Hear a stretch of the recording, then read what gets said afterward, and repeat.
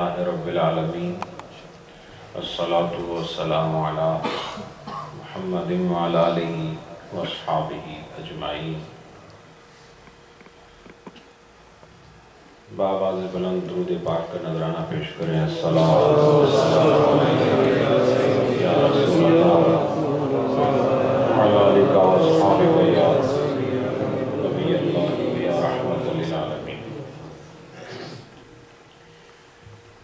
حضرات، علم و عرفان سے سجی یہ پاکیزہ مجلس کامیابیوں کے سفر طے کر رہی ہے اور شرکت پانے والے ہر آن جب تک محفل میں رہتے ہیں کچھ نہ کچھ ظاہری طور پر اور کچھ نہ کچھ باطنی طور پر علم و عرفان کے فیوزات حاصل کر رہے ہیں۔ سبحان اللہ۔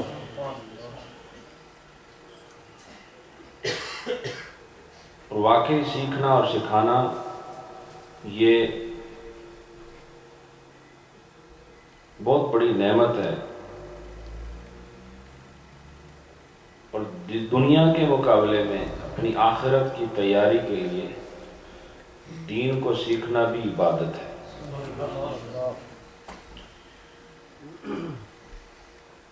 نماز پڑھنا فرض ہے، لیکن یہ فرض اسی وقت ادا ہوگا جب اس فرض کو ادا کرنے کا علم بھی آ جائے گا۔ جب تک علم نہیں ہوگا فرض کی ادائیگی میں نقص رہے گا۔ وہ بحیثیت مسلمان ہم سب کو اپنے دین کی خبر اور علم ہونا چاہیے۔ کچھ وہ باتیں جن کا تعلق عقائد سے ہے اس کا بھی علم ہونا چاہیے، اور کچھ وہ باتیں جن کا تعلق اعمال سے ہے ان کا بھی علم ہونا چاہیے۔ دین ایمان اور عمل دونوں سے مل کر مکمل ہوتا ہے۔ اللہ کو مان لینا یہ عقیدہ ہے، اور اللہ کے حکم کو مان کر اس پر عمل کرنا یہ عمل کی ضرورت کو پورا کرنا ہے۔ اور ایمان اور عمل مل کر انسان کو اس منزل پر لے جاتے ہیں کہ جس منزل پر اندھیرا نہیں، بس روشنی ہی روشنی نظر آتی ہے۔ روشنی کبھی آنکھ سے دیکھی جاتی ہے اور کبھی روح میں محسوس کی جاتی ہے۔ آنکھ سے دیکھی جانے والی روشنی اس کی حد معلوم ہے، اور اس کے نظر آنے کے اوقات بھی مختلف ہیں۔ یہ نظر آتی ہے لیکن پھر اس میں وقفہ آ جاتا ہے۔ لیکن ایمان اور عمل اس کے نور کا کوئی وقفہ نہیں، یہ صبح و شام آپ کے باطن کو روشن رکھتی ہے۔ اس لیے اپنے اندرونی جہاں کو منور رکھنے کے لیے اللہ اور اس کے رسول کی لائی ہوئی شریعت کو جاننا بحیثیت مسلمان بہت ضروری ہے۔ اور اس موجودہ وقت میں وہ لوگ مبارکباد کے مستحق ہیں کہ اس موجودہ دور میں جو اللہ اور اس کے رسول کے حکم کو سننے کے لیے، سمجھنے کے لیے وقت نکالتے ہیں اور اللہ کے گھر میں آ جاتے ہیں۔ میں ایسے لوگوں کو برکت کی دعا دیتا ہوں۔ یہ بہت بڑی سعادت ہے آپ کے لیے کہ آپ اس موجودہ دور میں اللہ کے بھیجے ہوئے حکم کی تشریحات کو جاننا چاہتے ہیں، اور یہ بہت بڑی کمائی ہے آپ کی، بہت بڑا وہ کریڈٹ ہے جو آپ کو 100 سال کی جو محنت کر کے آپ دنیا کماتے ہیں اس کے مقابلے میں 1 گھنٹے میں جو آپ دین سیکھتے ہیں، یہ 1 گھنٹے کی کمائی کا مقابلہ کائنات کے سارے مال نہیں کر سکتے، کیونکہ دنیا کا مال دنیا تک رہتا ہے، اور علم خدا اور علم مصطفیٰ جو نازل ہوا شریعت کی صورت میں، یہ وہ علم ہے کہ اس کا فیض دنیا سے قبر اور قبر سے سر محشر اور محشر سے جنت تک آپ کا رہنما بن جاتا ہے۔ اس سلسلہ تعلیم و تعلم کو جاری رکھتے ہوئے ہم اپنے اگلے مسئلے کی طرف بڑھتے ہیں، اور آپ کو معلوم ہے کہ ہمارا جو چیپٹر جو آن گوئنگ ہے وہ جمعے کے بارے میں ہے، اور میں نے آپ کو جمعے کے 2 فرائض بتائے تھے، اور اس کے بعد سنتوں کا بیان ہونا تھا لیکن وقت ختم ہو گیا تھا، اور پچھلی جمعرات کو یہ مسائل بیان نہیں ہوئے کیونکہ ہمارے یہاں آپ کو معلوم ہے کہ الحمدللہ 3 بچوں نے حفظ قرآن مکمل کیا، انہوں نے دستار فضیلت حاصل کی۔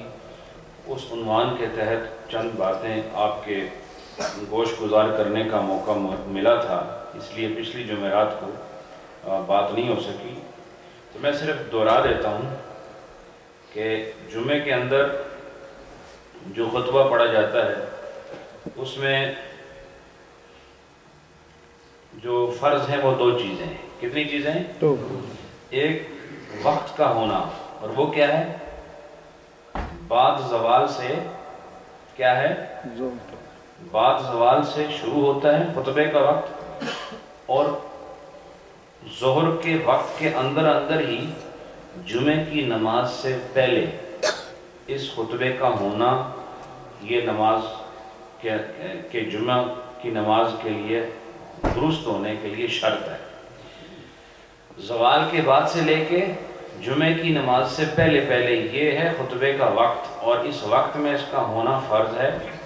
اور دوسری بات، جمعے کے خطبے میں فرض کیا تھی؟ اللہ کا ذکر۔ کیا؟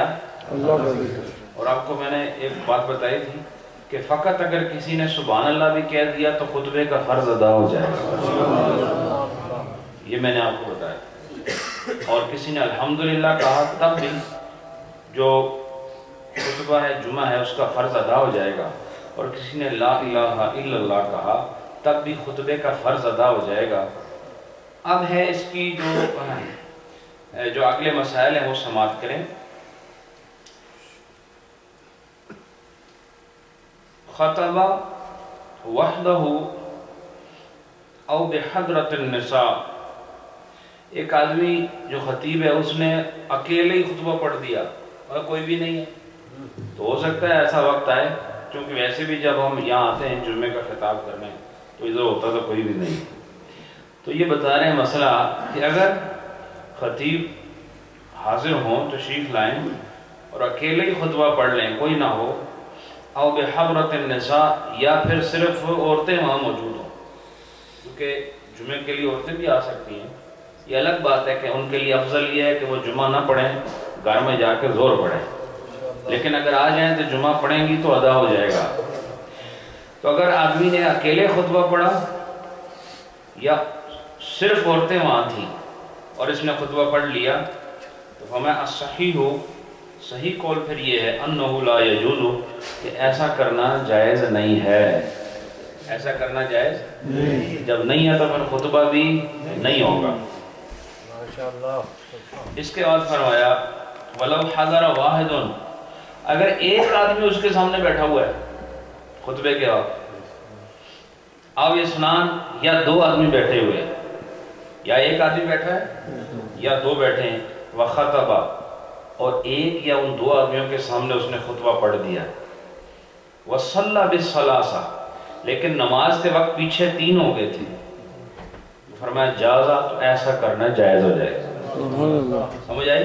یعنی خطبے کے وقت چونکہ جماعت جمعہ کے لیے کم سے کم 3 مقتدی ضروری ہیں، یہ بھی آپ اس کو ذہن میں رکھو کہ جمعے کی نماز میں 4 آدمی ٹوٹل ہونا ضروری ہے، ایک امام کا اور 3 مقتدیوں کا، اگر 3 سے کم ہے تو پھر جمعہ نہیں ہو سکتا۔ لیکن خطبے کے وقت ایک آدمی تھا سننے والا، یا ایک نہیں بلکہ کتنے تھے؟ 2 آدمی تھے، تو امام صاحب نے خطبہ پڑھ دیا، جب تک خطبہ ختم کرتے اتنے میں تیسرا آدمی بھی آ گیا، تو نماز انہوں نے 3 آدمیوں نے نہیں پڑھی، یہ سارے مل کے کتنے ہو گئے تھے؟ 4، تو کہا ایسا کرنے سے ان کی نماز جمعہ ادا ہو جائے گی اور خطبہ بھی درست ہو جائے گا۔ اس کا مطلب ہے کہ ایک مسلمان کی بھی دیکھو کتنی قیمت ہے. ایک مسلمان جو کلمہ گو ہے چاہے وہ گناہ گار ہے، لیکن اگر وہ مسجد میں اکیلے بیٹھا ہوا اور سامنے خطیب ہے اور یہ خطبہ سن رہا ہے تو اس ایک مسلمان کی قدر دیکھو کہ اس ایک کی وجہ سے وہ پورا جمعے کا خطبہ جائز ہو جاتا ہے. سمجھ آئی کہ؟ تو اس لیے مومن کی بڑی شان ہے اور مومن کا بڑا مقام ہے. وَلَوْ خَطَبَ، اگر خطیب صاحب نے خطبہ ارشاد فرمایا وَالْقَوْمُ يَنَامُ او سمن، اب یہ دونوں باتیں یہاں موجود ہیں، ابھی میں آپ کو ترجمہ کرتا ہوں، آپ خوش ہوں گے. کہ اگر خطیب صاحب نے خطبہ پڑھا اور قوم سوئی ہوئی ہے، ٹھیک ہے نا، یہ باقاعدہ ایسا ہو سکتا ہے مثلا خطبہ پڑھ رہے ہیں ہم اور لوگ بیٹھے بیٹھے سو گئے، ایسا ہو سکتا ہے نا؟ یہ ناممکن تو نہیں ہے. تو کہا کہ قوم سو جائے اور امام صاحب نے خطبہ پڑھ دیا، یا قوم سوئی تو نہیں ہے، یہ سم ہے. سم کا مطلب یہ کہ بہرے ہیں. کیا ہیں؟ مثلا کوئی ایجا مولوی صاحب بھی انہوں نے قسمت لکھا ہوا سی کہ تیرے سارے نمازی ایک ڈورے ہو سن، تو ڈورے کو یہ ہے کان سے تو نہیں سنتا، لیکن یہ بیٹھا ہوا ہے اور یا تو سب بہرے ہیں اور یا سوئے ہوئے ہیں. اب اس نے خطبہ پڑھا تو فرماتے ہیں اجازت، ایسی صورت میں بھی خطبہ جائز ہو جائے. مسلمان کا وجود قیمت رکھتا ہے. پر آپ کے حق میں بھی یہاں مسئلہ موجود ہے، کوئی ایسے پریشان ہونے کی بات نہیں. اب دورہ کہو آپ کو تب بھی ٹھیک ہے، سویا ستا آپ کو تب بھی ٹھیک ہے. وَأَمَّا سُنَنُهَا، اب آتی ہیں اس کی سنتیں. خطبہ جمعہ کی سنتیں سنو. یہ آپ کو یہ چیزیں ضروری ہیں. اب آپ یہ نہیں کہہ سکتے یہ امام نے پڑھنا ہے تو ہم کیوں سنیں. آپ سے متعلق چیزیں بیچ میں آ رہی ہیں. ابھی جو باتیں اس میں آپ کا تعلق نہیں تھا کیا نہیں بولے، تو آپ کا تعلق ہے اس میں. فَخَمْسَةُ عَشَرَ، کتنی اس کی 15 سنتیں. جمعہ خطبہ کی کتنی سنتیں؟ 15. ہاں، جو جمعہ والے دن خطبہ ہوتا ہے اس کی سنتیں کتنی ہیں؟ 15 ہیں. احدھا، ان میں جو پہلی ہے وہ کیا ہے؟ الطہارہ. پہلی جو سنت ہے جمعے کے خطبے کی وہ یہ کہ خطیب کا باوضو ہونا. کیا؟ اب یہ سنت کہا ہے، اس کو کیا کہا ہے؟ تو یعنی ایسا ہو سکتا ہے کہ ایک آدمی بغیر وضو کے اگر اس نے خطبہ پڑھا، مثلا یہ بھی تو ہو سکتا ہے خطبے کے دوران وضو ٹوٹ جائے، ہو سکتا ہے کہ نہیں بھائی؟ جب نماز کے دوران ٹوٹ سکتا ہے تو خطبے کے دوران نہیں ٹوٹ سکتا. تو اگر خطبے کے دوران یہ اس کا وضو ہے ہی نہیں، یا ہے تو تھا لیکن ٹوٹ گیا، تو اب مسئلہ یہ ہے کہ اس کا خطبہ جائز ہوگا کہ نہیں. تو مسئلہ یہ ہے خطبہ جائز ہو جائے گا لیکن سنت ترک ہو جائے گی. سنت کیا ہے کہ وہ باوضو خطبہ پڑھے. حتی کرہت للمحدث والجنب، اور کہتے ہیں کہ یہ جو ہے جس پر غسل فرض ہو یا جس پر وضو لازم ہو، ان کے لیے بغیر وضو کے یا بغیر غسل کے خطبہ پڑھنا یہ مکروہ ہے. کیا ہے؟ بولو کیا ہے؟ لیکن خطبہ ہو جائے گا کہ نہیں ہو جائے گا؟ بولو نا، ہو جائے. وثانیہا، دوسری سنت کیا ہے اس کی؟ القیام. دوسری سنت ہے کہ خطبے کے لیے کھڑا ہونا. اس کا مطلب ہے کسی بیٹھ کے پڑھیا تو فتویٰ نہ لائے ہو، پھر بھی ہو جائے گا. لیکن قیام کیا ہے خطبے کے لیے؟ کھڑا ہونا، کھڑے ہو کے وہ خطبہ دے.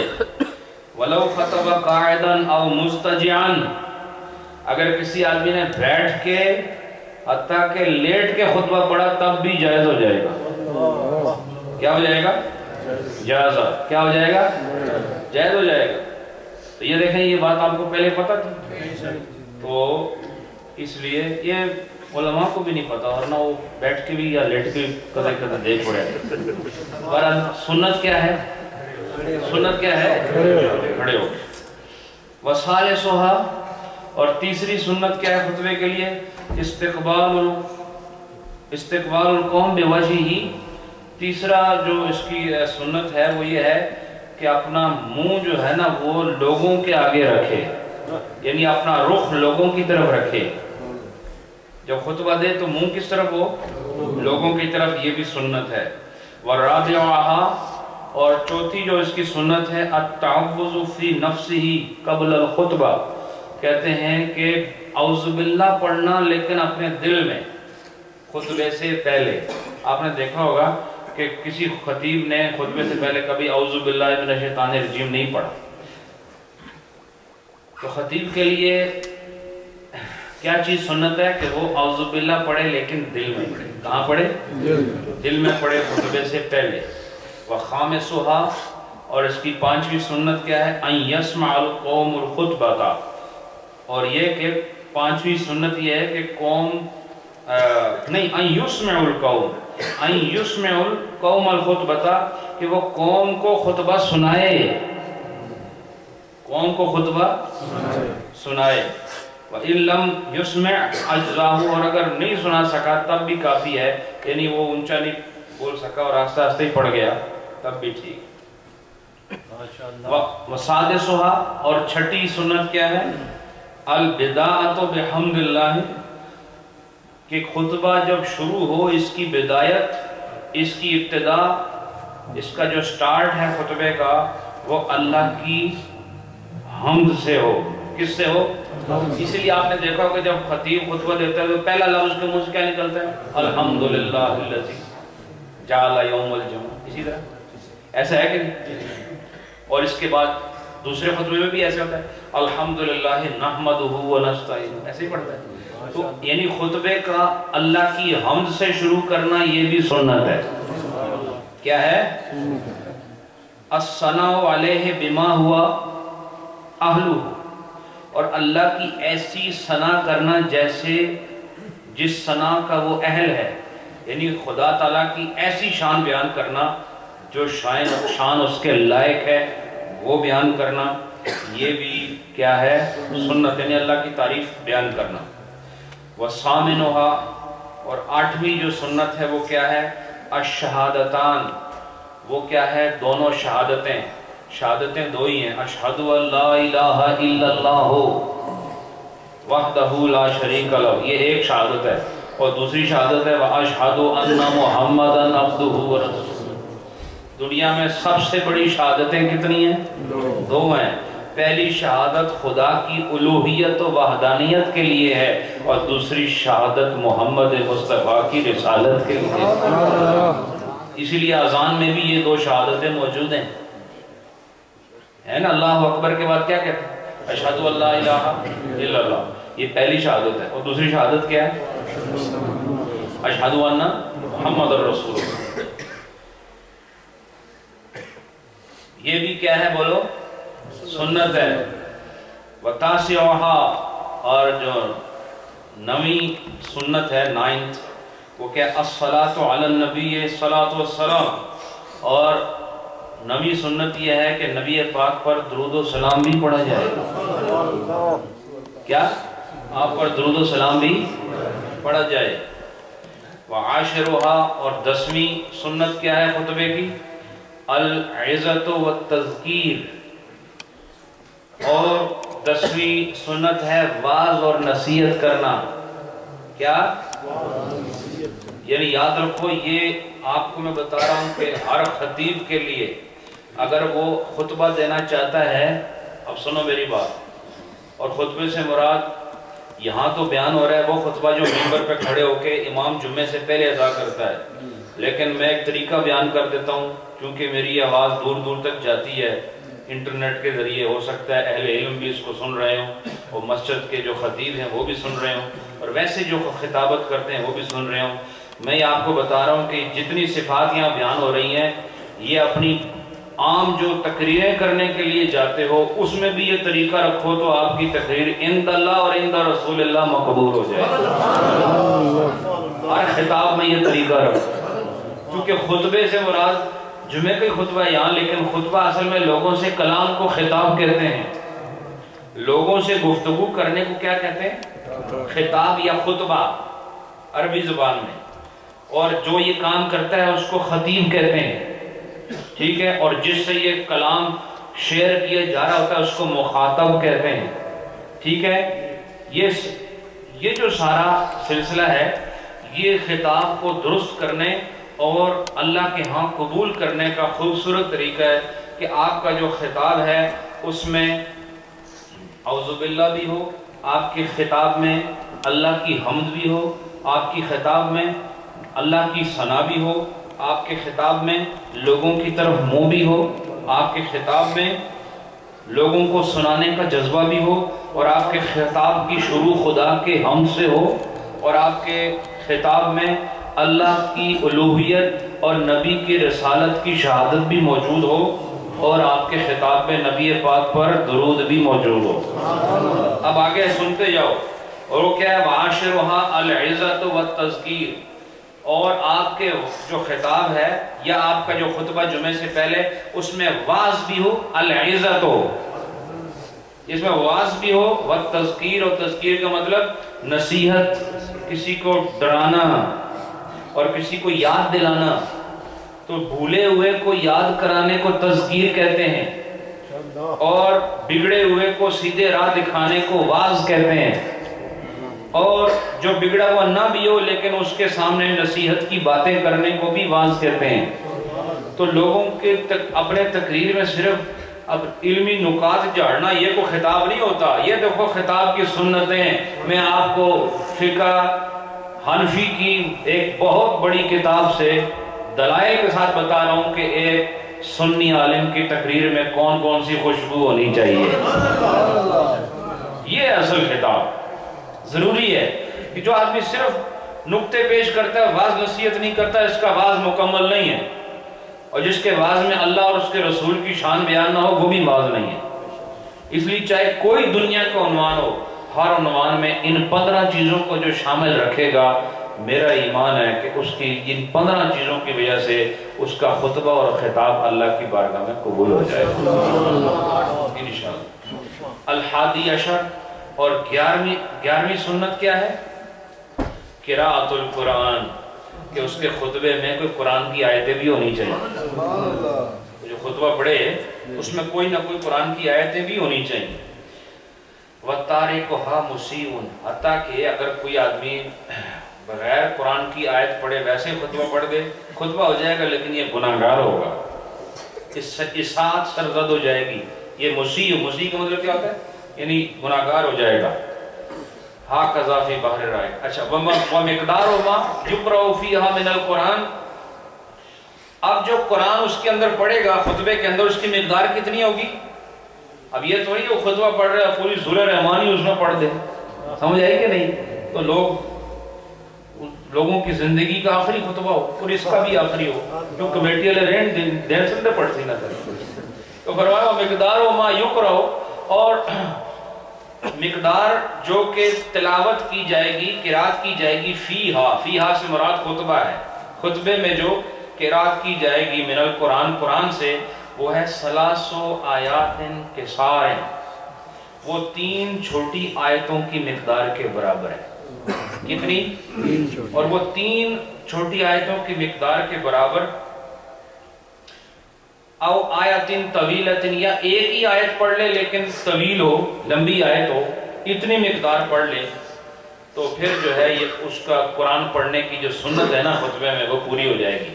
اور آپ کو یہ میں پہلے بتا چکا ہوں کہ کم سے کم جو 3 آیتیں ہیں نا چھوٹی مقدار کی، وہ سورۃ الکوثر کی اہل علم نے اس کو مقرر کیا ہے، اور وہ کون سی؟ اِنَّا أَعْطَيْنَاكَ الْكَوْثَرَ فَصَلِّ لِرَبِّكَ وَانْحَرْ إِنَّ شَانِئَكَ هُوَ الْأَبْتَرُ۔ تو کوئی 3 آیتیں اس مقدار کی پڑھ لے تب بھی مقدار پوری ہو جائے گی، یا جتنے یہ 3 ہیں نا ان کو ملا کے ایک کرو، اس سے کچھ زیادہ یا اس کے برابر ہو جائے، ایک بھی آیت پڑھ دے تو خطبے کے اندر قرآن پڑھنے کی سنت ادا ہو جائے گی۔ والثانی عشر، اور 12ویں سنت کیا ہے خطبے کی؟ اعادت و تحمید والثناء علی اللہ تعالی، اور کہا کہ اللہ کی حمد اور اللہ کی جو ثنا ہے اس کا دوبارہ ادا کرنا، اس کو دوبارہ پڑھنا، یعنی اللہ کی حمد تو شروع میں ہے نا، لیکن اس کا اعادہ کا مطلب اس کو دوبارہ پڑھ لینا، اللہ کا نام لینا، اس کی حمد کرنا، اس کی ثنا بیان کرنا، یہ دوبارہ کرنا، یہ بھی سنتوں میں سے ہے۔ اور والصلاۃ علی النبی صلی اللہ علیہ وسلم، اور نبی پاک صلی اللہ علیہ وسلم پر دوبارہ درود شریف پڑھ لینا، یہ بھی سنتوں میں سے ایک سنت۔ لیکن کس خطبے میں؟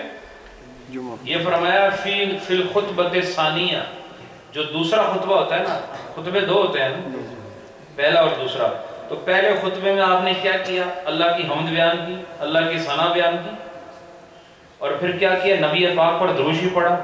تو کہا کہ جب دوسرا خطبہ پڑھو تو اس میں بھی اللہ کی حمد دوبارہ کرو، اللہ کی ثنا دوبارہ بیان کرو، اور نبی پاک پر دوبارہ درود پڑھو۔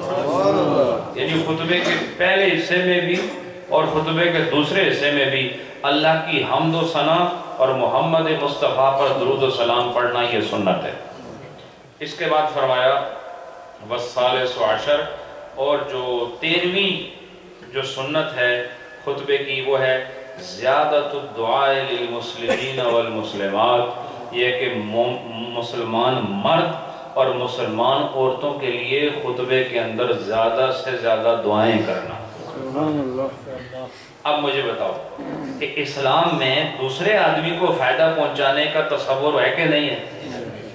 اور آپ کو پتہ ہے دوسرے کے لیے دعا کرنا یہ مستحب ہے کہ نہیں، اور سنت سے ثابت ہے کہ نہیں؟ حتیٰ کہ جمعے کے خطبے میں بھی حکم ہے کہ مسلمان مردوں کے لیے اور مسلمان عورتوں کے لیے خطیب دعا کرے۔ خطیب کیا کرے؟ دعا کرے۔ اور خطیب کے لیے اس لیے بھی مستحب ہے کہ وہ تو چونکہ خطابت کر رہا ہے اور امامت کر رہا ہے اور بہت بڑی نشست پر بیٹھا ہوا ہے اور اس کی معاشرے میں عزت ہے، تو ایسے آدمی کو لوگ اللہ کے زیادہ قریب سمجھتے ہیں، تو اس سے دعا کرانا زیادہ مستحب ہے۔ اس لیے کہا کہ تم ان سب کے لیے زیادتی کیا کرو دعا کے اندر، مسلمان مردوں کے لیے اور مسلمان عورتوں کے لیے۔ والرابع عشر، اور 14ویں جو سنت ہے خطبہ شریف کی وہ کیا ہے؟ تخفیف الخطبتین بقدر سور من الطوال المفصل ویکرہ التطویل۔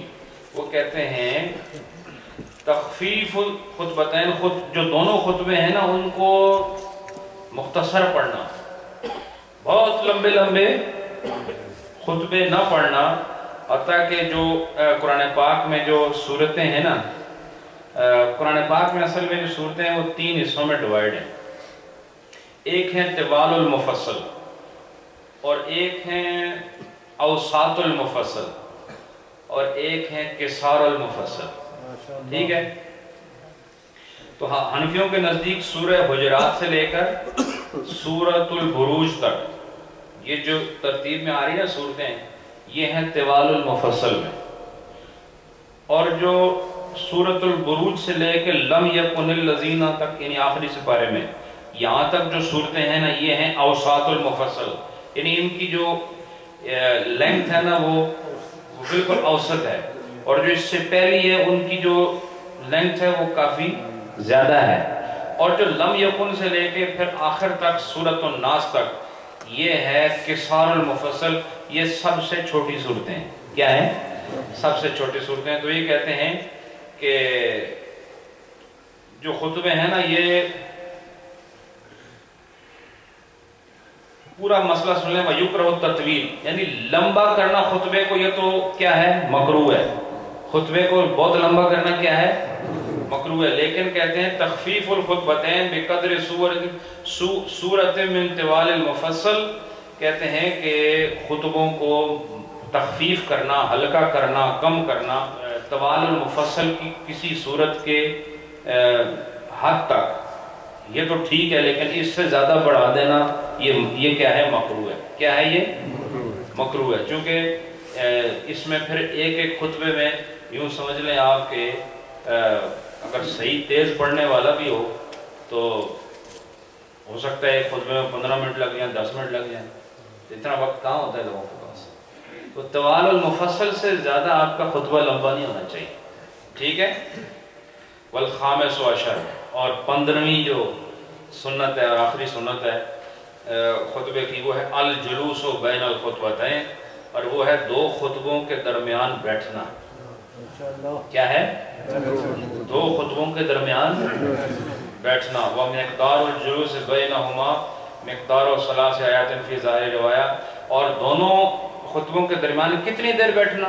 کہا اتنی دیر بیٹھنا جتنی دیر 3 مختصر آیتیں قرآن پاک کی پڑھی جاتی ہیں، اتنی دیر بیٹھنا خطیب کے لیے خطبے میں کیا ہے؟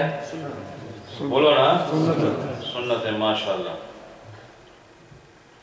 اور اس میں آگے کہتے ہیں وَلَصَحُ أَنَّهُ يَكُونُ مُسْيًا بِتَرْكِ الْجَلْسَةِ بَيْنَ الْخُطْبَتَيْن، اور کہا کہ اگر خطیب دونوں خطبوں کے درمیان بالکل سرے سے بیٹھا ہی نہیں تو خطبہ تو ہو جائے گا لیکن وہ گناہگار ہوگا۔ کیا ہوگا؟ بولیں بھائی، بولیں، ماشاءاللہ، وہ گناہگار ہوگا۔ وَالْقُعُودُ قَبْلَ الْخُطْبَةِ سُنَّةٌ، اور خطبے سے پہلے بیٹھنا یہ سنت ہے، ٹھیک ہے؟ خطبے سے پہلے بیٹھنا کیا ہے؟ سنت ہے۔ وَأَمَّا الْخَطِيبُ فَيُشْتَرَطُ فِيهِ أَن يَتَأَهَّلَ لِلْإِمَامَةِ فِي الْجُمْعَةِ، اور خطیب کے لیے یہ شرط قرار دیا گیا ہے کہ وہ امامت کی اہلیت رکھتا ہو۔ یعنی خطیب کے لیے کیا چیز شرط رکھی گئی ہے؟ کس چیز کے لیے؟ یعنی ایسا نہ ہو کہ میری تقریر ہی کرتا ہو تو نماز ہستے آپ کو آخر کسی اور نو آپ سمجھ آئی کہ یعنی جو خطیب ہو وہی امام بھی ہو۔ یعنی یہ ہو سکتا ہے کہ کوئی آدمی اچھا سپیکر ہو، اچھا لیڈر ہو اور مصلی آگے صفر ہو، تو وہ ایسا ہونا چاہیے جو مصلی پہ بھی کھڑا ہو سکے، ممبر پہ بھی کھڑا ہو سکے، ہاں، اور جو صرف ممبر پہ کھڑا ہو سکتا ہے مصلی پہ نہیں، تو یہ کہتے ہیں فیشترط، اس کو شرط قرار دیا گیا، یعنی اس کی ابیلٹی کیا ہونی چاہیے خطیب کے لیے کہ وہ نماز بھی پڑھا سکتا ہو، ٹھیک ہے؟ یہ بات سمجھ آئی آپ کو؟ ماشاءاللہ۔ اب ایک اور بات سنو، وَمِنَ السُّنَّةِ، اور سنت میں سے یہ بھی ہے أَن يَكُونُ الْخَطِيبُ عَلَى مِنْبَرٍ اقتداءً بِرَسُولِ اللَّهِ صلی اللہ علیہ وسلم، کہ جب یہ خطیب ممبر پر ہوتا ہے تو یہ ممبر پر ہوتے ہوئے اس کے لیے سنت یہ ہے کہ یہ نبی پاک کی اقتداء کی نیت سے ممبر پہ کھڑا ہو، میں ان کے پیچھے چلتا ہوا اس ممبر پہ بات کر رہا ہوں۔ تو جب یہ دیکھو یہ کتنی بڑی سوچ ہے کہ جب ممبر پر خطیب ہوگا اور یہ سوچے کہ میں یعنی نبی پاک کی اقتداء میں یہ باتیں کر رہا ہوں تو پھر اس کی زبان سے حق کے سوا کچھ نہیں نکلتا، اور یہ ہر جگہ خطیب کو کرنا چاہیے۔ ابھی میں یہاں بیٹھا ہوں تو کر تو خطبہ ہی دے رہا ہوں نا، یہ بھی خطبہ ہے، خطبہ ہے کہ نہیں؟ تو خطبہ تو یہ بھی، اس میں بھی جب میں بات کروں تو مجھے ایسی بات نہیں کرنی چاہیے جو خلاف شرع ہو، وہ بات کرنی چاہیے جس کا ثبوت قرآن و حدیث میں موجود ہو، سلف و صالحین کے اقوال میں اس کا کوئی نہ کوئی اثر ضرور ملتا۔ وَمِنَ الْمُسْتَحَبِّ أَن يَرْفَعَ الْخَطِيبُ صَوْتَهُ، اور خطیب کے لیے یہ بات مستحب ہے کہ وہ اپنی آواز بلند کرے۔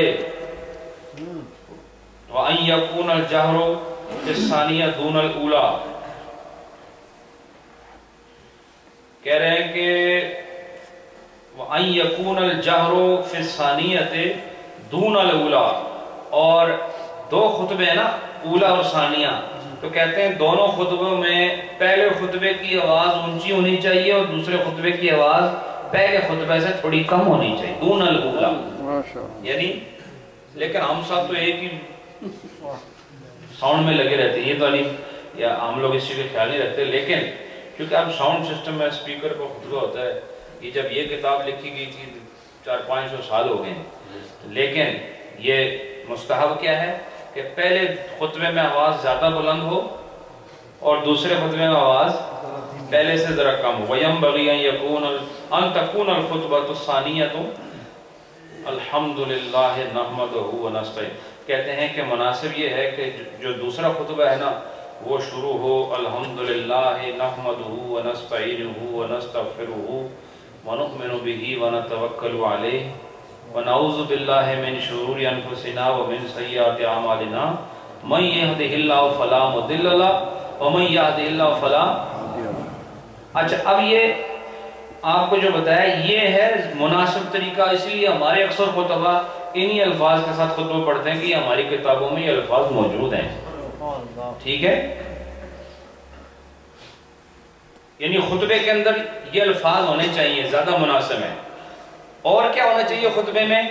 وَذِكْرُ الْخُلَفَاءِ الرَّاشِدِينَ، اور اس میں چاروں خلفاء کا ذکر بھی ہونا چاہیے۔ دیکھو ہمارے جو خطبے ہیں اس میں چاروں خلفاء کا ذکر ہوتا ہے کہ حضرت ابوبکر کا ہوتا ہے، حضرت عمر کا ہوتا ہے، حضرت عثمان کا ہوتا ہے، حضرت علی کا ہوتا ہے، الحمدللہ۔ اور فرق والعمین، اور نبی پاک کے دو چچا ہیں نا،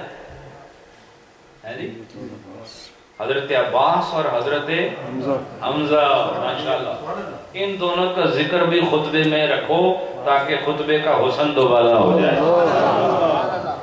دیکھیں اب یہ اہل سنت والجماعہ کا جو خطبہ جمعہ اس کے یہ اجزاء ہیں، اور فرمایا رضوان اللہ تعالی علیہم اجمعین، ان سب کا ذکر ہو۔ وَمُسْتَحْسَنٌ بِذَالِكَ جَرَتْ تَوَارُث، اور یہ کہتے ہیں کہ اس طریقے پر یہ جو ہم نے ذکر کیا کہ خطبے میں اللہ کی حمد ہو، رسول اللہ پر درود ہو، اور اس کے بعد اس میں چاروں خلفاء کا ذکر ہو، اور اس میں حضور کے جو چچا ہیں ان کا بھی ذکر ہو، یہ اس طریقے پر خطبے کا جاری ہونا یہ نسلاً بعد نسلاً بڑی دور سے ثابت ہے۔ یعنی توارث سے، توارث مطلب یہ کہ مسلسل ایسا ہی ہمارے ماحول میں جاری رہا، ٹھیک ہے؟ یعنی ہمارے خطبے ہوتے ہی ایسے ہیں۔ اب میں ایک دو مسائل اور بیان کر کے ختم کر رہا ہوں۔ وَيُكْرَهُ لِلْخَطِيبِ أَن يَتَكَلَّمَ فِي حَالِ الْخُطْبَةِ، اور خطیب کے لیے یہ بات مکروہ ہے کہ وہ خطبے کے دوران کوئی بات کرے، اور خطبہ پڑھ رہا ہے اور اس کے دوران کوئی بات کر جائے تو یہ خطیب کے لیے کیا ہے؟ مکروہ ہے۔ إِلَّا أَن يَكُونَ أَمْرًا بِمَعْرُوفٍ، اگر وہ کوئی بات کر رہا ہے اور وہ بات کا تعلق جو ہے امر بالمعروف سے ہے، یعنی کسی نیکی کے حکم سے ہے، تو وہ ایسی بات کر سکتا ہے۔ سمجھ آئی کہ نہیں؟ مثلا خطبہ پڑھ رہا ہے اور ایک آدمی بات کر رہا ہے سننے والوں میں، تو اب یہ خطبے کے دوران اس کو کہہ سکتا ہے کہ خطبہ ہو رہا ہے، آپ چپ ہو جاؤ، اب یہ امر بالمعروف ہے۔ کیا ہے؟ کیونکہ آپ کا خطبہ سننا واجب ہے۔ کیا ہے؟ تو یہ بات آپ خطبہ تو نہیں ہے نا چپ ہو جاؤ، یہ خطبہ ہے۔ جب وہ اس سے کہے گا چپ ہو جاؤ میری گل سنو، تو یہ خطبہ تو نہیں ہے، یہ تو اس کی اپنی بات ہے، لیکن یہ بات امر بالمعروف سے تعلق رکھتی ہے، اس لیے خطیب کا ایسا کہنے سے کوئی کراہت نہیں ہوتی، وہ کر سکتا ہے۔ ہاں لیکن جو خطبہ کرنے کے دوران کہتا ہے پانی لے آؤ، تو پھر یہ نہیں کہہ سکتا کیونکہ امر بالمعروف نہیں ہے۔ بہرحال اس کے بعد فرمایا وَلَا يَنبَغِي أَن يُصَلِّيَ غَيْرَ الْخَطِيبِ، یہ بھی مناسب نہیں کہ نماز پڑھائے وہ آدمی جس نے خطبہ نہیں دیا جمعے کا۔ مثلا ایک آدمی نے خطبہ پڑھا ہی نہیں اور وہ آ کے جماعت کرا رہا ہے، اور جو خطیب صاحب ہے وہ سائڈ پر ہو گئے۔ ایسے نہیں ہوگا، جس آدمی نے خطبہ پڑھا ہے نا وہی آ کے جماعت کرائے گا۔ کیا کرے گا؟ وہی آدمی آ کے، اور اکثر ایسا ہوتا ہے، بعض جگہ ہم نے دیکھا ہے کہ ایسا ہوتا ہے، ہونا نہیں چاہیے۔ اور فرمایا وَإِذَا أَحْدَثَ الْإِمَامُ، لیکن اگر امام حادث ہو گیا، یعنی یہ کہ امام سے کو حدث لاحق ہوا، امام بے وضو ہو گیا، امام کیا ہوا؟ بے وضو کا بعد الخطبہ، خطبے کے بعد ادھر اس خطبہ مکایا، ادھر بے وضو ہو گیا، کچھ بھی ہو گیا، خون بہ گیا، ٹھیک ہے، کوئی مسئلہ زخمی ہو گیا۔ اب جب زخم سے خون بہ گیا، وضو رہا اس کا؟ نہیں۔ تو اب امام خطبے سے فارغ ہو اور خون بہ جائے، اب وہ نماز پڑھا سکتا ہے؟ نہیں پڑھا سکتا نا۔ فرمایا فَاسْتَخْلَفَ رَجُلًا، تو اور اس نے کسی دوسرے آدمی کو اپنا خلیفہ مقرر کر دیا۔ استخلاف کسے کہتے ہیں؟ اپنی جگہ دوسرے کو مقرر کرنا، اس کو عربی میں استخلاف کہتے ہیں۔ اور جو پیری مریدی میں بھی خلیفہ بنایا جاتا ہے نا، وہ یہی ہوتا ہے کہ جو کام میرا ہے وہی کام تم نے بھی کرنا ہے، ٹھیک ہے۔ اور خلفائے راشدین کو بھی خلیفہ کیوں کہتے ہیں؟ یہ خلفاء خلیفہ کی جمع ہے نا، تو یہ کیا کرتے تھے؟ یہ خلیفہ وہی ہوگا بادشاہ اور چیز ہے، لیکن خلیفہ وہ ہوگا کہ جس کے قول اور فعل سے ہمیشہ خوشبو رسول ہی نظر آئے گی، چونکہ وہ خلیفہ جو ہے، اور خلیفہ وہی ہوتا ہے کہ جس نے اس کو یہ خلافت دی ہوتی ہے اس کا رنگ ڈھنگ اس کے رنگ ڈھنگ میں نظر آتا ہے، ورنہ وہ خلیفہ نہیں ہو سکتا۔ ایسی اگر کسی پیر کا خلیفہ دیکھنا ہے، اگر اس کے اندر اپنے پیر کی خوشبو نہیں تو یہ میرا جبے کبے علیہ ہے، خلیفہ جلیفہ کوئی نہیں۔ سمجھ آئی کہ نہیں؟ خلیفہ بننے کے لیے اپنے پیر کی سیرت کا اعلیٰ نمونہ بننا ہوتا ہے۔ اور صحیح بات تو یہ ہے کہ جب تک وہ آدمی اس آدمی کی خو بو اپنے مرشد کے خو اور بو کے مطابق نہ ہو تو وہ مرشد نہیں ہوتا جو اس کو خلیفہ بنا دے۔ نبی پاک کے اگر حضرت ابوبکر خلیفہ ہیں تو بتاؤ نا مجھے، کیا ابوبکر صدیق کے اندر خوشبو رسول نہیں؟ بتاؤ کیا حضرت عمر کے اندر نبی پاک کا جاہ و جلال نظر نہیں آتا؟ اور کیا آپ کو حضرت عثمان بن عفان کے اندر حیاء رسول اور سخاوت مصطفیٰ کے جوہر نظر نہیں آتے؟ اور کیا آپ کو حضرت شیر خدا حضرت علی رضی اللہ عنہ کے اندر نبی پاک کی جرت و حمیت نظر نہیں آتی؟ ہے کہ نہیں؟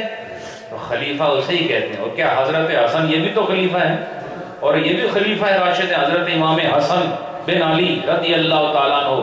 بتاؤ مجھے، حضرت حسن کے لیے تو یہ بات مشہور ہے کہ وہ سر سے لے کے ناف تک حضور کے مشابہ تھے، اور حضرت حسین ناف سے لے کے باقی جسم میں حضور کے مشابہ تھے۔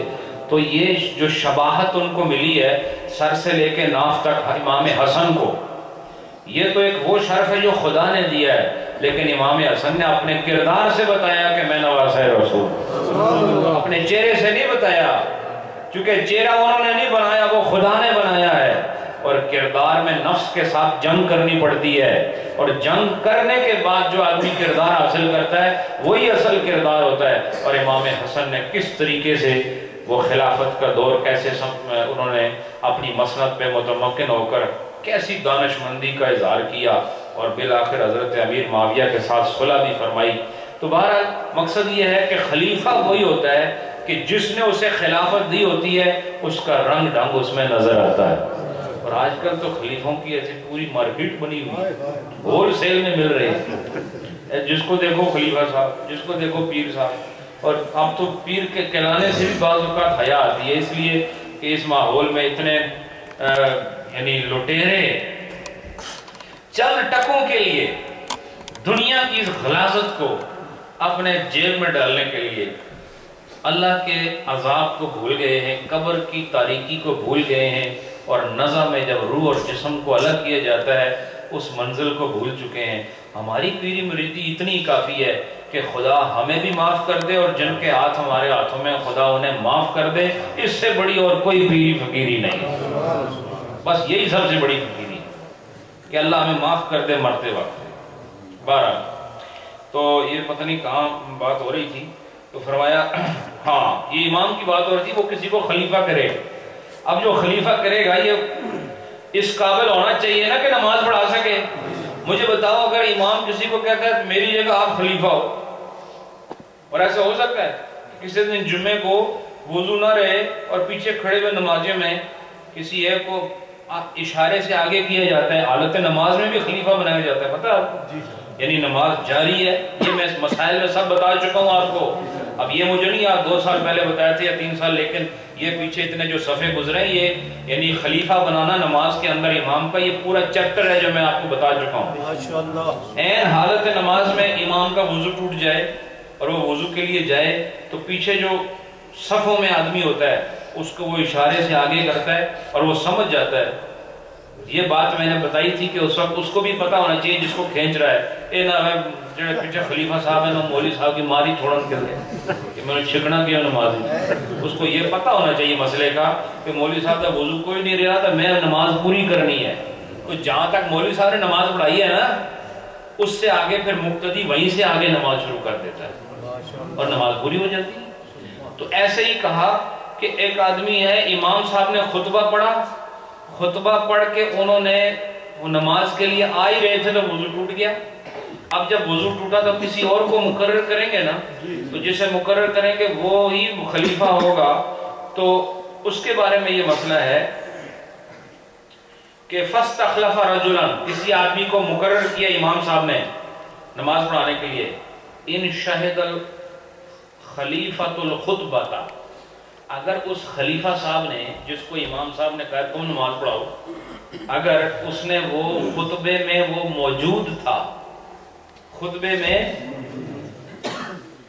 وہ آدمی موجود تھا جس کو امام کہہ رہا ہے نا تم آگے نماز پڑھاؤ کیونکہ میرا وضو نہیں ہے، فرمایا جازا، تو وہ آدمی نماز پڑھا سکتا ہے۔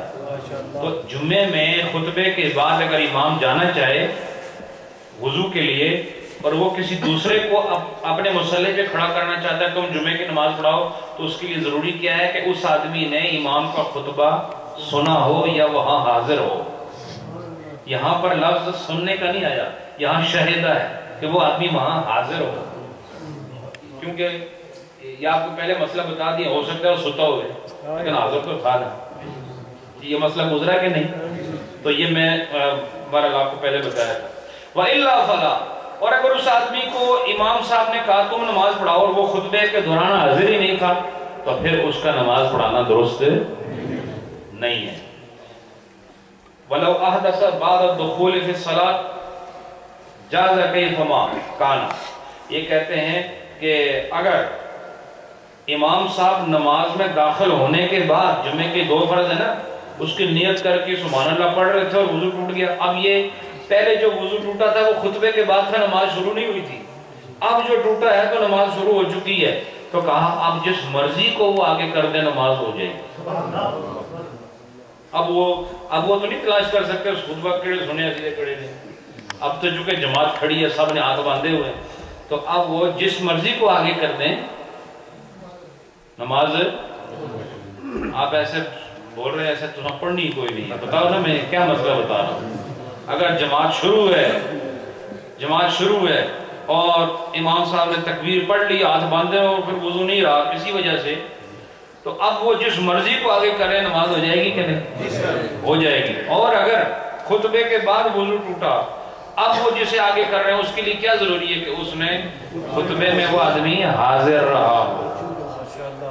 نماز سے پہلے شرط کیا ہے کہ جس کو آگے کر رہے ہیں وہ خطبے میں حاضر رہا ہو، اور نماز کے بعد یہ شرط اٹھ جاتی ہے جس کو آگے کریں گے وہ نماز صحیح پڑھا دے تو نماز ادا ہو جائے گی۔ بہرحال یہ بھی مسائل ختم نہیں ہوئے خطبے کے، دیکھو کیسے کیسے مسائل ہیں، خطبہ سنتے آئے ہو 40 سال ہو گئے ہیں آپ سے، پتہ تو ہم کچھ بھی نہیں ہے، تو یہ جاننے کے لیے اس مجلس میں آنا ضروری ہے، ٹھیک ہے؟ انشاءاللہ بقیہ جو مسائل ہیں وہ اگلی نشست میں بیان ہوں گے۔ جیسا کہ آپ نے سنا ہے کہ آج ہمارے ساتھی حضرت صاحب قبلہ کے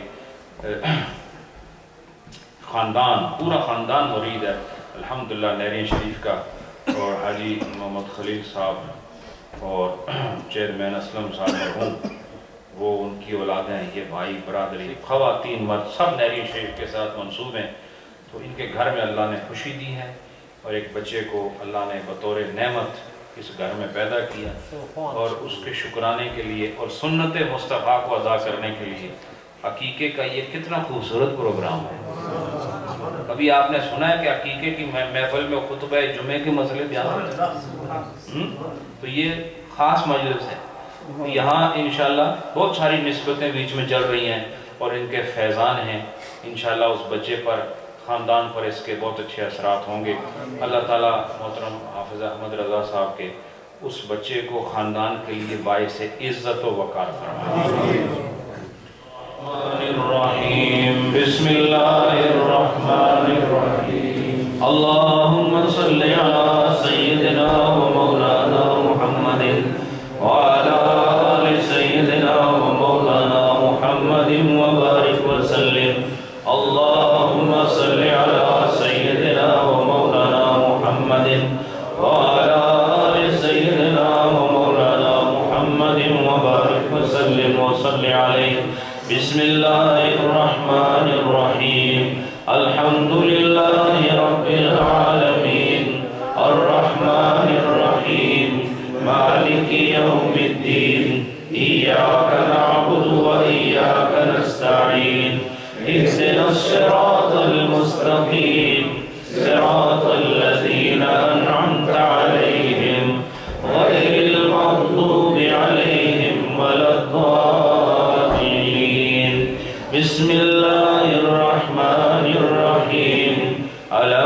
نشرح لك صدرك ووضعنا عنك وزرك الذي أنقض ظهرك ورفعنا لك ذكرك فإن مع العسر يسرا إن مع العسر يسرا فإذا فرغت فانصب وإلى ربك فارغب. بسم الله الرحمن الرحيم. قل هو الله أحد الله الصمد لم يلد ولم يولد ولم يكن له كفوا أحد. قل هو الله أحد الله الصمد لم يلد ولم يولد ولم يكن له كفوا أحد. قل هو الله أحد الله الصمد لم يلد ولم يولد ولم يكن له كفوا أحد. قل هو الله أحد الله الصمد لم يلد ولم يولد ولم يكن له كفوا أحد. قل هو الله أحد الله الصمد لم يلد ولم يولد ولم يكن له كفوا أحد. قل هو الله أحد الله الصمد لم يلد ولم يولد ولم يكن له كفوا أحد. قل هو الله أحد الله الصمد لم يلد ولم يولد ولم يكن له كفوا أحد. قل هو الله أحد الله الصمد لم يلد ولم يولد ولم يكن له كفوا أحد. قل هو الله أحد الله الصمد لم يلد ولم يولد ولم يكن له كفوا أحد. قل هو الله أحد الله الصمد لم يلد ولم يولد ولم يكن له كفوا أحد. قل هو الله أحد الله الصمد لم يلد ولم يولد ولم يكن له كفوا أحد. بسم الله الرحمن الرحيم. اللهم يا قاضي الحاجات يا قاضي الحاجات يا قاضي الحاجات. بسم الله الرحمن الرحيم. اللهم يا كافي المهمات يا كافي المهمات يا كافي المهمات يا كافي المهمات. بسم الله الرحمن الرحيم. اللهم يا رافع الدرجات يا رافع الدرجات يا رافع الدرجات يا رافع الدرجات. بسم الله الرحمن الرحيم. اللهم يا منزل البركات يا منزل البركات يا منزل البركات يا منزل البركات. بسم الله الرحمن الرحيم. اللهم يا حل المشكلات يا حل المشكلات يا حل المشكلات يا حل المشكلات. بسم الله الرحمن الرحيم. اللهم يا مجيب الدعوات يا مجيب الدعوات يا مجيب الدعوات يا مجيب الدعوات. بسم الله الرحمن الرحيم. اللهم يا دافع البليات يا دافع البليات يا دافع البليات يا دافع البليات. بسم الله الرحمن الرحيم. اللهم يا شافي الأمراض شافي الأمراض يا شافي الأمراض. بسم الله الرحمن الرحيم.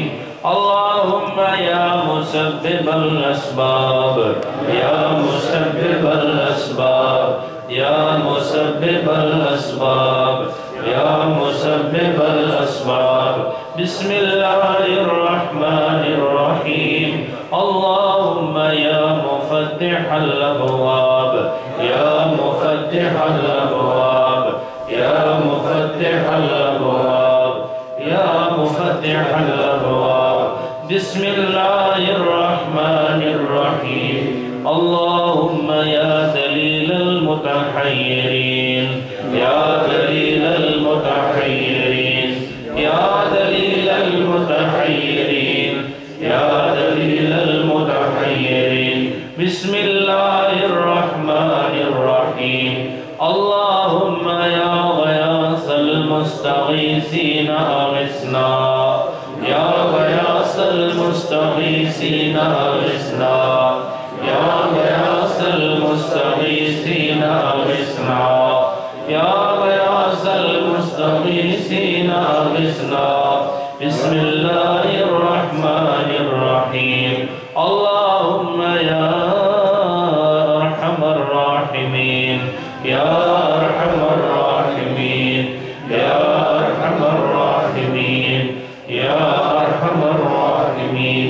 بسم الله الرحمن الرحيم. اللهم آمين آمين آمين آمين. بسم الله الرحمن الرحيم. اللهم صل على سيدنا ومولانا محمد وعلى آل سيدنا ومولانا محمد وبارك وسلم وصل عليه. ماشاءاللہ آپ احباب نے بڑے حسن و عقیدت سے ختم شریف پڑھا. یہ جو دعائیں ہوں گی انشاءاللہ مفتی اشفاق صاحب کے لیے بھی دعا ہوگی.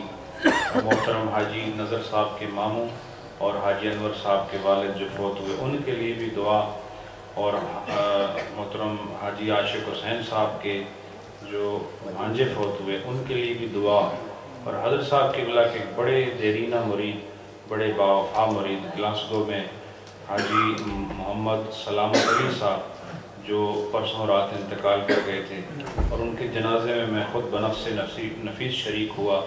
ان کے لیے بھی انشاءاللہ اس محفل میں اصالِ ثواب اور دعا ہوگی.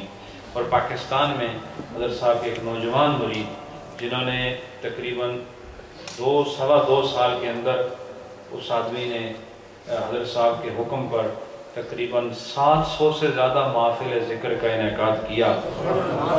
وہ بھی ایک حادثے میں انتقال کر گئے, اور بڑی خدمات تھی ان کی. گجرات جلال پور جٹا سے ان کا تعلق تھا, بڑے ایک محب ساتھی تھے. ان کے لیے بھی انشاءاللہ دعائے مغفرت کرنی ہے. اور اس کے علاوہ آپ سب کے وہ لواحقین جو اب آپ کے اندر اور ہماری مجلسوں میں نہیں ہیں, مردوں عورتوں میں سے, ان سب کے لیے انشاءاللہ اجتماعی طور پر اللہ کی بارگاہ میں ہم اپنی عرضیاں پیش کریں گے کہ اللہ ان کی قبر کو پر نور فرمائے.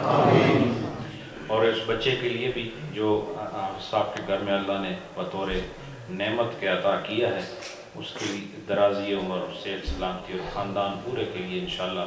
اور جو ہمارے چیئرمین محمد سلیم صاحب وہ بھی ایک عظیم مرید تھے حضرت صاحب کے, ان کا بھی انتقال ہوا. ان کے باقاعدہ یہاں پر اصالِ ثواب کی مجلس ہوئی تھی, اور آج بھی انشاءاللہ ان کے لیے اصالِ ثواب ہوگا. اللہ سننے والا, دیکھنے والا اور انسان کی نیتوں کو جاننے والا ہے. 1 منٹ لائٹ آن کر. آپ نے پچھلی جمعرات سے اس جمعرات تک جو درود شریف پڑھا ہے وہ 5,45,500 مرتبہ ہے, اور اس کے علاوہ استغفار 1500 مرتبہ, سورہ یاسین 1600 مرتبہ یہ بھی یہاں پر لکھوائی گئی ہے. اللہ قبول اور منظور فرمائے.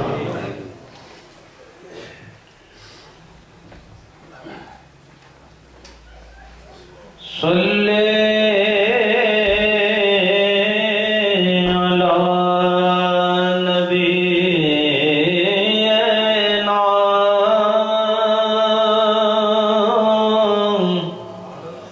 صلی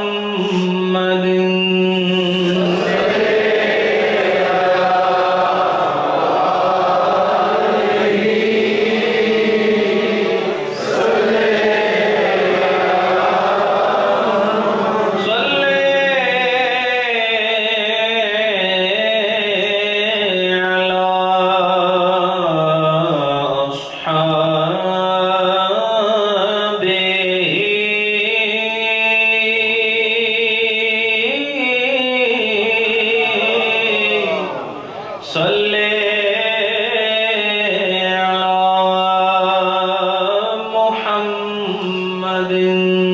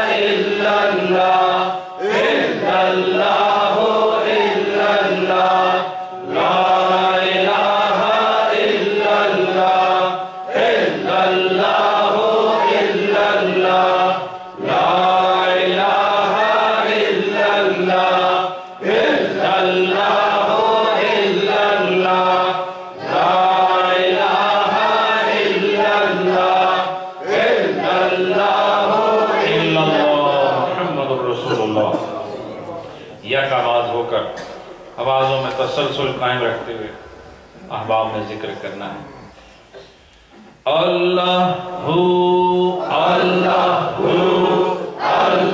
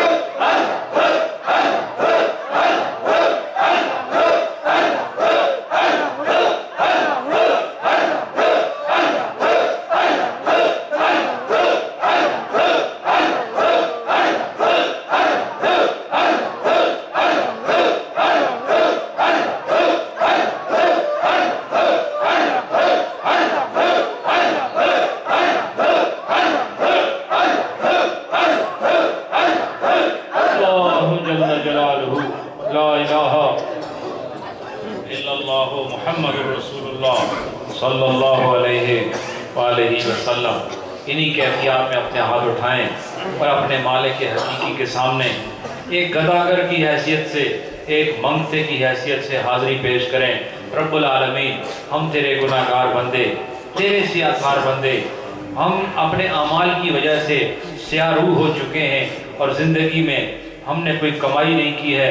ये जो जिक्र फिक्र है ये भी तेरी अता है, और जो कभी सजदा कर लेते हैं तो तेरा करम हो जाता है, तो तेरी राह में खड़े होते हैं तो ये तेरा ही फजल होता है। उसी फजल और करम के सदके और शान सत्तारी और शान गफ़ारी से ہم سب کے پچھلے گناہ معاف فرما۔ رب العالمین اپنی جانوں پر بڑے ظلم ڈھائے ہیں، ہم نے صبح و شام معصیت میں بسر کیے ہیں، اور تو صبح و شام ہم پہ کرم ہی کرتا رہا، تو ہمیشہ دیتا ہی رہا، عزت بھی تو نے دی ہے، دولت بھی دی ہے، الہ العالمین رشتے بھی دیے ہیں، تو نے ہمیں اچھے اعلیٰ مکان بھی دیے ہیں، ہمیں خوبصورت اولادیں بھی دی ہیں۔ اے رب کائنات سب کچھ تو نے دیا، اس کے باوجود ہم اطاعت نہ کر سکے، ہم فرما برداری نہ کر سکے، ہم اپنی پریشانیوں کو جھکا نہ سکے، ہم زبان کو تیرے شکر ذکر میں مصروف نہ کر سکے، یہ آنکھ کبھی تیری یاد میں رو نہیں سکی، اے اللہ یہ دل تیری یاد میں کبھی دھڑکا نہیں۔ کتنی مایوس کن کیفیت ہے اور کتنی محروم زندگیاں ہیں جو ہم گزار رہے ہیں، اے اللہ تجھے تیری شان کا واسطہ زبان کو اپنا ذکر عطا فرما، دل کو اپنی یاد عطا فرما۔ یہ آنکھ جو کسی مرنے والے پر رو جاتی ہے، اسے اپنی یاد میں برسنا بھی عطا فرما، اور جتنے یہاں آئے ہیں رب کائنات ان کو اپنی محبت کے جام عطا فرما، ان سب کو عشق محمدی عطا فرما، انہیں قرآن اور صاحب قرآن کے فرمودات کے مطابق زندگی عطا فرما۔ الہ العالمین صبح و شام میں گناہ ہوئے، سفر و قیام میں گناہ ہوئے، جوانی اور بزرگی میں گناہ ہوئے، تو ہر حال میں معاف کرنے والا، تو مغفرت کا جام پلانے والا، تو اپنے بندوں پر کرم اور رحمت کی چادر کو دراز کرنے والا مہربان رب ہے، اور تو ہی دینے والا ہے، تو ہی معاف کرنے والا ہے۔ ہم سب گناہگار بندوں کو اور جو یہاں آنے والی گناہگار بندیاں ہیں سب کے گناہوں کو معاف فرما۔ یا الہی جو پریشان ہیں پریشانیاں دور فرما، جو مصیبتوں میں یہ رب العالمین سب کی مصیبتیں دور فرما۔ اے رب کائنات جو مریض ہیں ان کو صحت عطا فرما، توانائی عطا فرما۔ اے رب کائنات جو بے روزگار ہیں ان کو حلال روزی عطا فرما، جو نفسیاتی امراض کا شکار ہیں، جسمانی امراض کا شکار ہیں، روحانی امراض کا شکار ہیں، یا اللہ جو موذی امراض میں شکار ہیں، اے اللہ جو جان لیوا امراض میں کا شکار ہیں، تیرے پاس ہر مرض کا علاج ہے۔ جب تو مرے ہوئے کو زندہ کر سکتا ہے تو مریض کو بھی تندرست کر سکتا ہے۔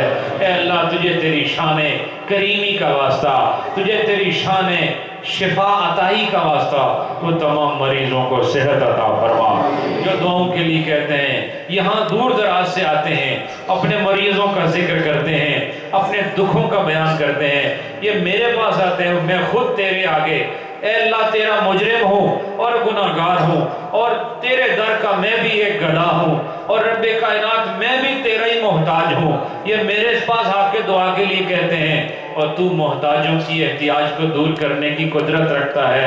اے قادر مطلق تو سب کی دعاؤں کو قبول فرما دے، سب پریشان حالوں کی پریشانیاں دور فرما دے، اور جو لا اولاد ہیں ان کو اولاد کی نعمتیں عطا فرما، اور جو اولادوں کے حامل ہو چکے ہیں ان کی اولادوں کو ایمانداری، پرہیزگاری، ماں باپ کی تابعداری عطا فرما، رزق حلال عطا فرما، روزی میں برکت عطا فرما، جو آئے ہیں سب کو مالا مال فرما دے، اور یہ پاکیزہ محفل اس کا ثواب، اس میں جو لاکھوں کی تعداد میں درود شریف پڑھا گیا، سینکڑوں کی تعداد میں یاسین شریف پڑھی گئی، استغفار پڑھے گئے، اور رب کائنات جو خوبصورت ختم خواجگان پڑھا گیا، تیرا قرآن پڑھا گیا، نبی پر درود و سلام پڑھا گیا، یہاں جو مسائل بیان ہوئے، جو قرآن کی تلاوت ہوئی، نعتیں ہوئیں، اور یہ جو ذکر کی پیاری محفل ہوئی، اس سب کا ثواب نبی پاک کو عطا فرما، تمام انبیاء مرسلین کو عطا فرما، صحابہ صحابیات اہل بیت کو عطا فرما، تابعین و تبع تابعین مفسرین و محدثین کو عطا فرما،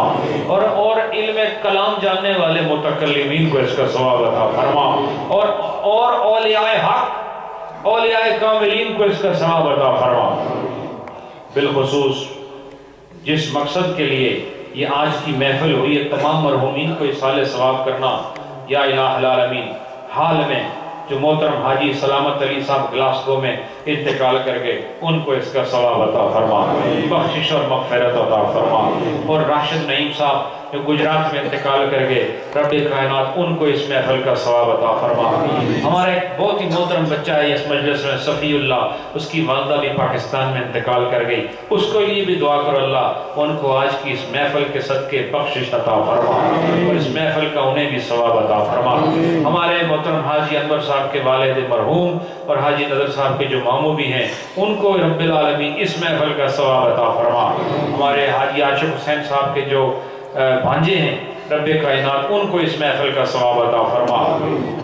اور ہمارے محترم چیئرمین محمد سلیم صاحب جو حافظ احمد رضا صاحب کے اور ہمارے مناسب صاحب کے والد جو دنیا سے کچھ کر گئے، یا اللہ ان کو اس کا ثواب عطا فرما۔